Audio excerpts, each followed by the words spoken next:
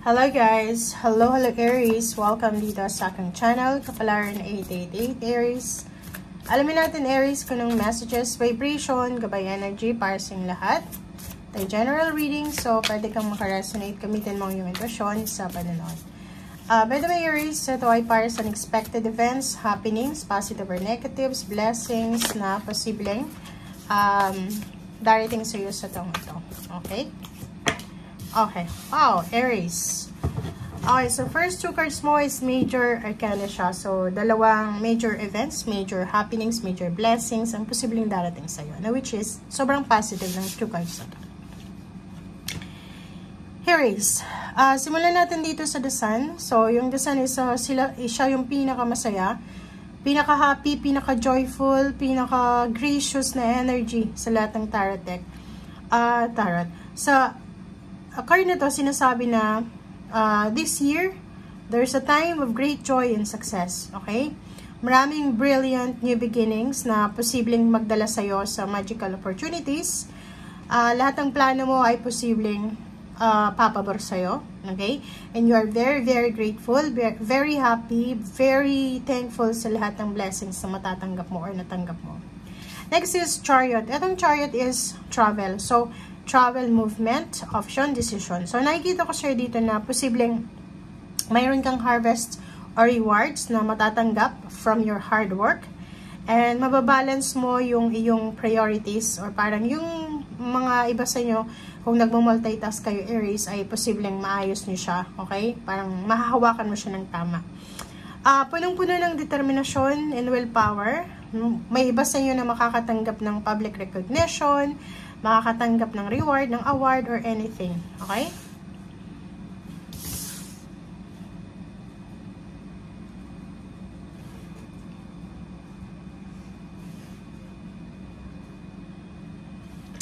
Okay. Okay. Next card natin. Aries.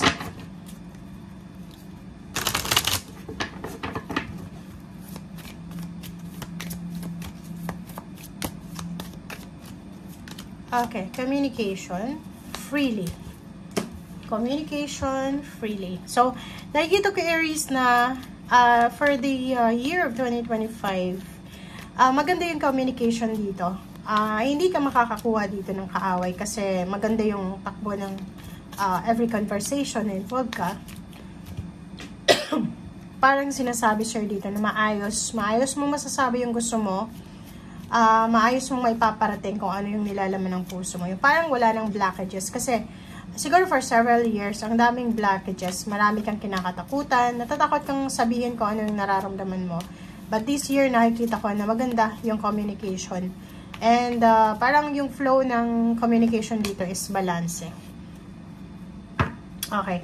And then at the same time, nakikita ko share dito na if meron kang negosyo, Aries, posibleng maayos mo yung relationship between the consumer and then the owner. Parang gano'n. So, kung ikaw yung owner or kung ikaw yung consumer, depende yan. So, communicating freely, related yan sa mga may business na siguro maraming complaints tungkol sa product and madidepensahan mo yung produkto mo nang wala kang kino-compromise. Okay?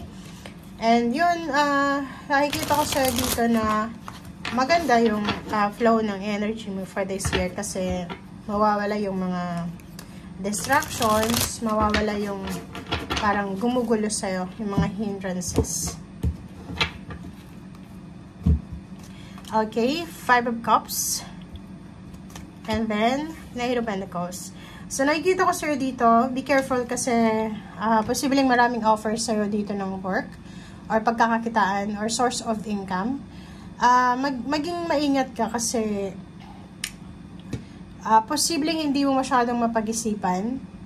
Lalo na kung meron kang kasalukuyang trabaho. Like for example, employed ka tapos may mag-offer sa'yo ng new job. Pag-isipan mong mabuti, i-weigh mo yung bagay-bagay kasi pwede kang magsisi sa bandang huli. Okay? Knight of Wands, if you're parang looking for a relationship or pwedeng may mga magpaparamdam sa'yo sa taong ito, pag-isipang mo mabuti. So, ang nakikita ko siya dito, wag magpadalos-dalos sa mga decision making, since may chariot dito na mabilis to eh. Kasi mabilis na darating to eh, like mabilis na papasok sa buhay mo para guluhin ka sa usaping pera or sa usaping relationship. So, pag-isipang mabuti, bigyan ng sarili ng time na makapag-isip. Wow! Okay, so nakikita ko sa usaping love life, maraming magsisimula sa love life nyo. Like, parang new life ito. Parang phoenix rising from the ashes. Pwedeng may mga love life na dumaan sa mga problema for the year 2024. Ang posibleng masettle siya, maayos siya. Good health, parang nakikita ko yung good health dito. Healing, mga new ideas of companies, work, or paano man siya na pwedeng pagkakitaan. Death card, yung death card is transformation. So, sinasabi sa'yo dito na parang yun nga, magta-transform yung sarili mo, yung buhay mo ng parang bagong-bago. So, from, parang, kasi yung death card is alpha and omega. Pwedeng may matatapos, pero may magsisimula. Okay? So, Princess of Pentacles, nakikita ko yung Princess of Pentacles dito is money. So, kung may nawala sa yung pera, like, naloko ka, na-scam ka for the year 2024, or hinawalan ka ng trabaho. Okay? Doon na lang tayo sa nawalan ng trabaho. Sinasabi sa'yo na okay, nawalan ka ng trabaho, na-layoff ka, na-terminate ka sa contract. But, nandito yung Princess of Pentacles na sinasabi na may upcoming financial success, financial new beginnings, since mayroong the Empress, good news, financial news, or financial wealth. Okay? So, Ten of Swords, relationship, mayroong mga relationship healing, mayroong mga relationship na mag-blossom, mayroong mga relationship na mag-heal, reconciliation, renewal, mayroong mag-asawa, naghiwalay, pwedeng magkabalikan, mag-boyfriend, girlfriend, magpapamilya na nag-away-away, posibleng magkaayos-ayos. Okay, so maraming balita, maraming chismis, maraming kwento, maraming information. Kaya ngayon communication is freely kasi papasok, lalabas sa'yo, papasok, lalabas yung communication, yung information. So, expect so much noise. Okay? Noise kasi to eh. Diba? Parang ang daming kwento, ang daming chika, ang daming balita. And 7 of Wands, kailangan mong proteksyonan ang sarili mo. Protect your dreams, protect your goals, protect your vision, your mission, protect your family, your love life, yung reputasyon mo, yung pride mo. So, nakikita ko sa'yo dito, Wheel of Fortune, sinasabi sa'yo na may pagkakataon ka na para baguhin yung buhay mo from parang galing ka sa 0, bigla siyang papasok sa number 10. Diba? Yung parang yung 2024 mo, halimbawa hindi siya maganda. And then pagdating ng 2025, maybe March, April, May onwards, posibleng bigla siyang gaganon, biglang mag-circle siya. Papabor yun sa'yo. Kasi nandito yung Chariot and the Sun. So, it's 2 major arcana siya na nagsasabi na ibibigay sa'yo ng universe yung success na deserve mo and at the same time yung happiness. Okay? Thank you guys. Bye!